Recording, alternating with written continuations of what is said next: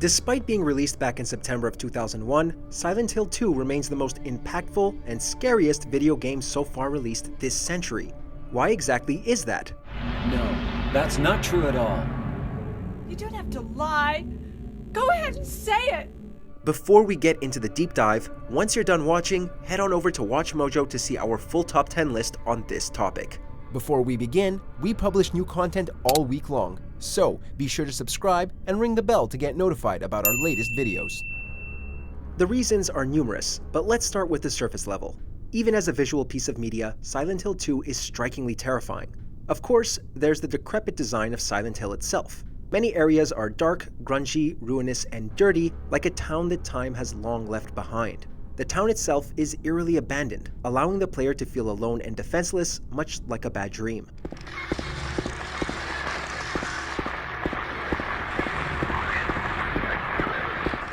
One of the most famous aspects of the game's visual design is the fog mechanic. Silent Hill, both the game and the town, are shrouded in dense fog, resulting in a claustrophobic and hesitant atmosphere.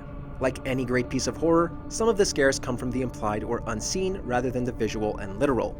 It's arguably scarier to sense the monsters approaching in the thick fog than it is to actually see them. By that measure, simply walking through the town of Silent Hill becomes an exercise in fear and hesitation as your imagination runs wild with the possibilities of destruction.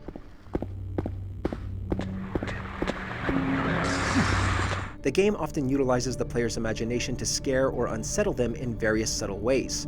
These include the thing that follows James as he walks from the car to the cemetery, or the game show that randomly blares through the radio and is never mentioned or acknowledged again, despite Maria asking what it was. The third and final question is, what is the name of that road? There's also the sounds of glass breaking off screen with mysterious origins, and not to mention the creepy messages left behind in Neely's bar that are completely unexplained, like, "There was a hole here, it's gone now." By not explaining the origins of these instances, the game allows the player's imagination to fill in the possibilities. This in turn creates a more unnerving atmosphere, as wild imaginations are often scarier than the answers. Like the fog, it helps trap the player through claustrophobia and threats of the unseen and unexplained.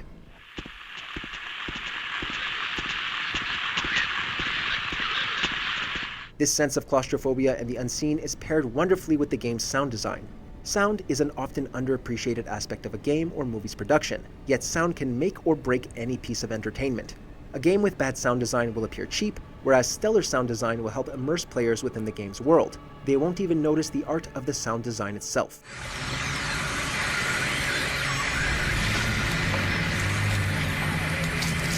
It will become natural, like part of the environment. Even the soundtrack is relentlessly terrifying, with tracks like Only a Nightmare, Death Shamble, and Mangled Corpses providing horrific sounds and music that do wonders to creep out the player. James. Wait a minute. I'm kinda tired. The sound design of Silent Hill 2 is impeccable, from the imposing silence of the town to the horrifying static of James's radio alerting him, and you, to nearby creatures.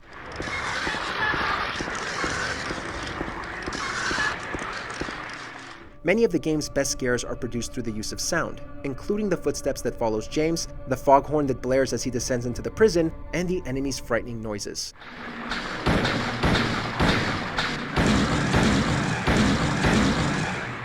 Of course, a monster wouldn't be scary without a scary visual design. Most of the monsters littered throughout the game are imaginatively and petrifyingly designed. There's the Bubblehead Nurse, who appears as a sexualized nurse with a swollen vinyl-covered head and what appears to be an infant's face. Then there's the Abstract Daddy, which appears to be two figures intertwined together on a bed.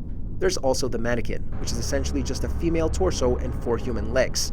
And, of course, there's Pyramid Head, the game's most iconic monster, a massive, muscled humanoid with a butcher's wardrobe, a large bladed weapon, and his iconic pyramid helmet.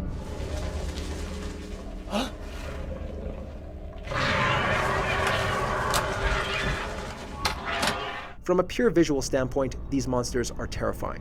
They take the shape and appearance of the unimaginable. To make matters worse, they all have humanoid appearances, only grotesquely distorted.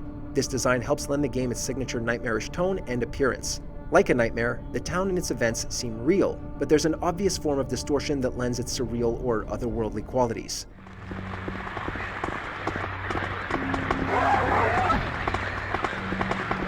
And while the physical design of the monsters is imaginative and horrifying, they are made even scarier through what they represent.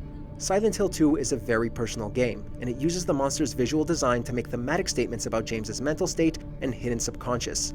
The bubblehead nurse represents various aspects of James and Mary's personal life. The nurse uniform represents his sexual frustration while Mary was in the hospital, the infant's face, their desire to have a child, and the enemy's constant jittering, the act of Mary being suffocated.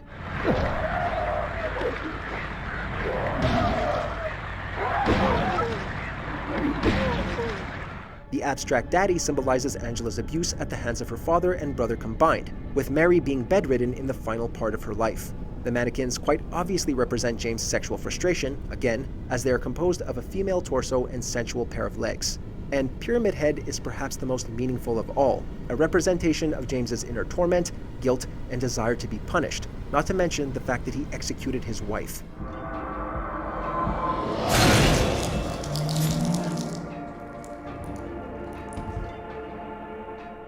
Pyramid Head's actions are also a way for James to reckon with his past decisions. Pyramid Head is introduced abusing two mannequins, an image of the overt masculine desecrating the helpless feminine, which itself is a metaphor for James forcefully murdering his innocent wife. Pyramid Head also repeatedly kills Maria, who herself is a manifestation of Mary. By repeatedly killing her, Pyramid Head is visualizing James's buried guilt about killing his sick wife. In these ways, Silent Hill 2 ventures deep into the psyche and produces some of the greatest psychological horror ever put to gaming. I know the truth. Now it's time to end this. Psychological horror would mean nothing without venturing into the personal and the darker aspects of human life. Silent Hill 2 embraces the idea that humanity is inherently flawed and broken. Mary's letter begins as a hopeful item, a beacon of happiness within the dreadful, foggy, and empty town of Silent Hill. But, as the truth of James's past is slowly revealed, the letter changes form.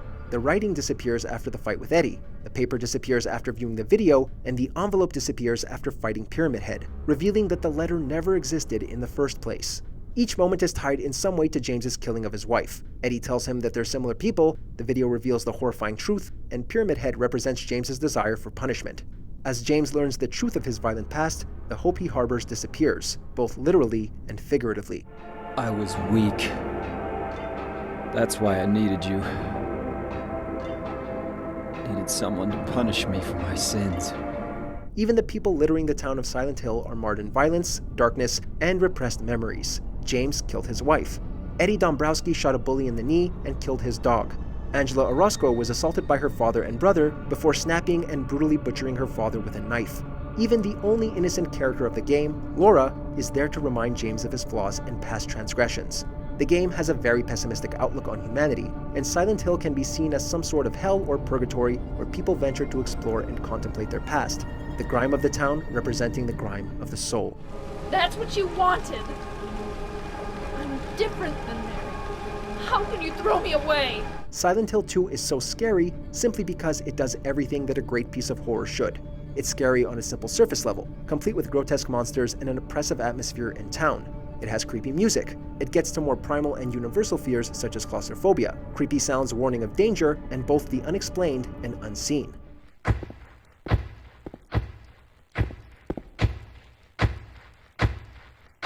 But perhaps the most important of all, it reaches into the psychological, deftly mixing the personal with the surface level to comment on humanity's inherent darkness. Nearly everything about the game, from the monsters to the town's visual design to the human characters, represent some form of rot of both the physical and the soul. Silent Hill 2 is so scary because it shows humanity at its most rotten, its most unforgivable, and its most oppressive.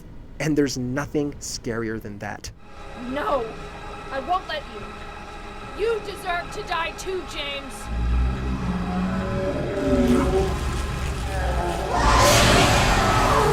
Thanks for watching our deep dive. If you enjoyed it, why not check out our top 10 on the topic over on Watch Mojo. Check the link in the description for more details.